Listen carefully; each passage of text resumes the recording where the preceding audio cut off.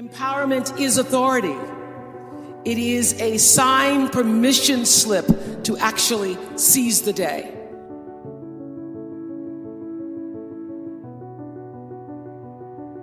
It's the process of getting stronger and more confident and more engaged. And to be empowered is to move through the world without any kind of fear or any kind of apology. And with these gifts comes an even deeper privilege, I believe, and that is the ability to take charge of your own life, to own yourself, and claim your rights. And here's what I know for sure, that to whom much is given, much is expected. And I have been given so much. I've earned it, I've been blessed with it, but I've been given a lot.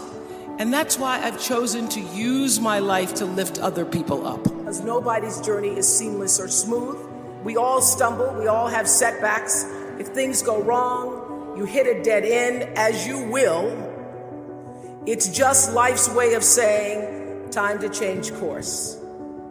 So ask every failure, this is what I do. Every failure, every crisis, every difficult time, I say, what is this here to teach me?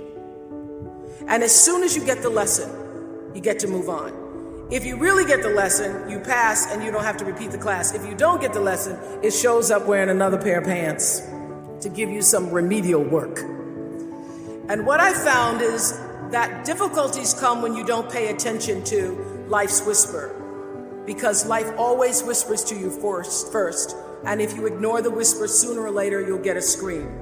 Whatever you resist persists, but if you ask the right question, not why is this happening, but what is this here to teach me? What is this here to teach me? It puts you in the place and space to get the lesson you need. My friend Eckhart Tolle, who's written this wonderful book called A New Earth, it's all about letting the awareness of who you are stimulate everything that you do. He puts it like this. He says, don't react against a bad situation, merge with that situation instead, and the solution will arise from the challenge. Because surrendering yourself doesn't mean giving up, it means acting with responsibility. I have a very big life, and so people with big lives can do big things. And so I started to think about what was the best Christmas I ever had in my life. I grew up poor, on welfare with my mother for part of my life. And I remember that the best Christmas of my life was when I was 12 years old, and my mother had said, we're not gonna have Christmas because we can't afford it. I remember feeling like it's gonna be really hard on Christmas morning to go outside. Everybody had, you go outside with your toys. What am I gonna do when everybody else is outside? That's what I thought. What am I gonna do when everybody else is outside? And what am I gonna do when I have to go back to class and say I got nothing? So that's what I was mostly worried about. And then some nuns showed up. 3 nuns came to our house, and they gave me a doll, and they bought us food, and we had our Christmas. That was the best Christmas of my life, because somebody remembered, and I wasn't going to have to be the kid that said I got nothing. So I wanted to be able to create that same feeling for children who had nothing. So I decided to go to South Africa.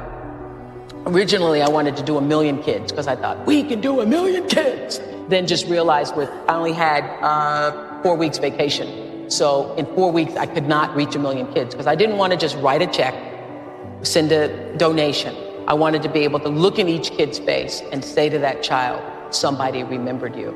And so that's what I did with my life this Christmas. I took 41 people from here, hired another 50 people over there, and we were a traveling caravan from one village to the next. We did 2,000 kids a day.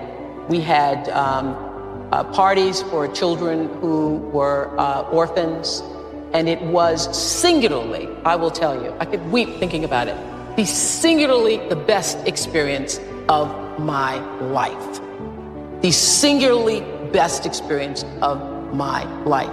The first day in Africa where we had 280 kids in a room, and every single one of those kids had lost a parent. Every single one of those children, they were aged 3 to 7.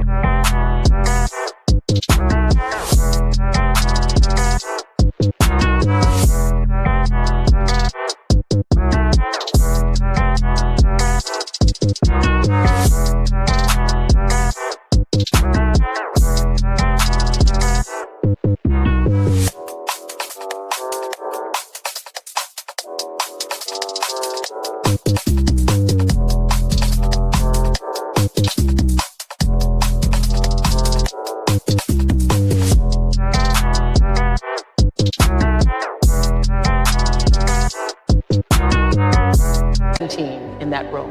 And my team that you're talking about, I have the greatest team in the world. My team here in the United States had been in contact with the orphanages so that by the time we got there, we had a present with every child's name on it. I had, this summer, every black doll manufacturer in the country had sent me dolls because these girls had never seen black dolls. And so it was my mission to do for them what the nuns had done for me, was to let the African girls see a black doll. So I wanted every girl to have a black doll. I wanted every boy to have soccer balls. We bought radios, we bought clothes. And the most important thing is we had their names on every box for every child. And I called up the children one by one. And when those children, received their gifts and then waited for the next child to receive their gifts and I said, nobody can open their presents until everybody can open their presents. And on the count of three, when I counted to three, and those children opened their presents, was the single greatest moment of my life. So I can take 50,000 presents and do that over and over and over again to orphanage after orphanage. But what I felt in that room from those kids is a lot of what you're talking about and what you're talking about and what you see in the faces of those women. When you look into the eyes of someone and you give them a gift, whether that be a physical gift or it be a gift.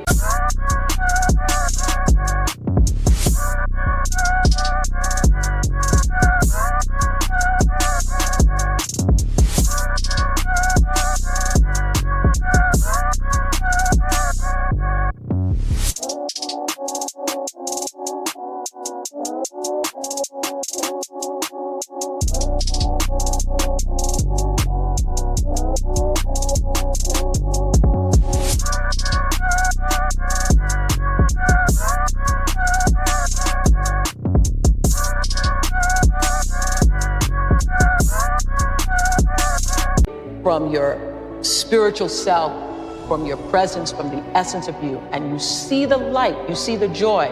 What I felt in that room was not just that I was remembered, that the child felt that I was remembered, but you felt a sense of hope, a sense of validation, that somebody cared about me. And I will tell you that of all the years and shows that I have done, and every theme for every show that I've done, the single common denominator that I found that every human being is looking for is validation.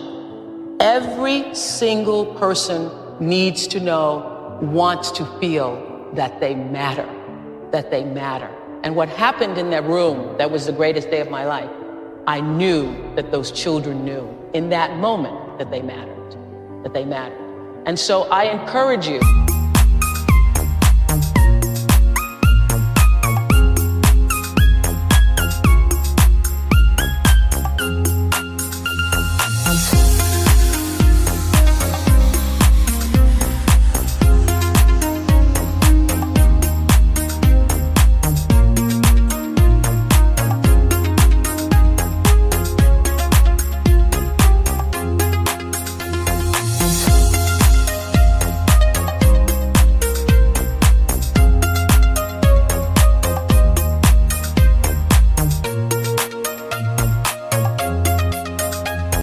It's exciting to be able to write a check.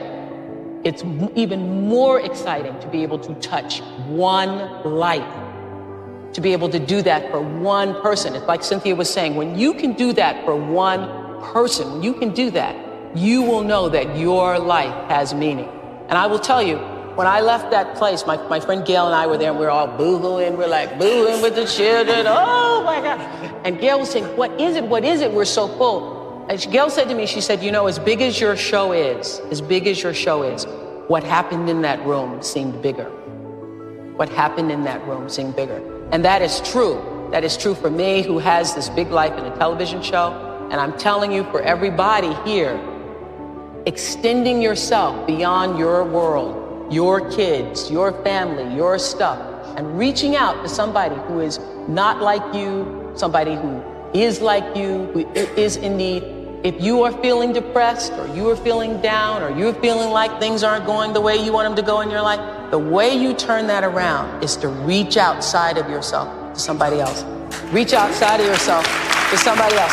It will change you. It will change you. So it is my intention to fulfill the dream of the Creator. It is my...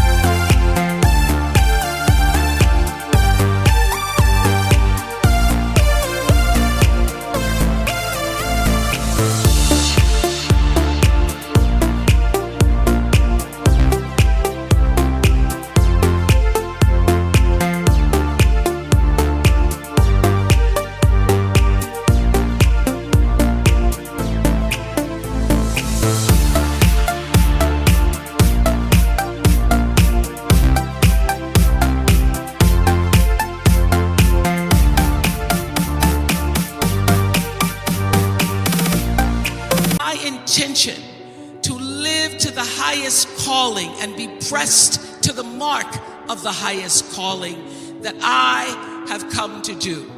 And when you can ask the Creator, ask that which made you you, what is your dream for me? I guarantee you, instead of you trying to define the dream, what is your dream for me?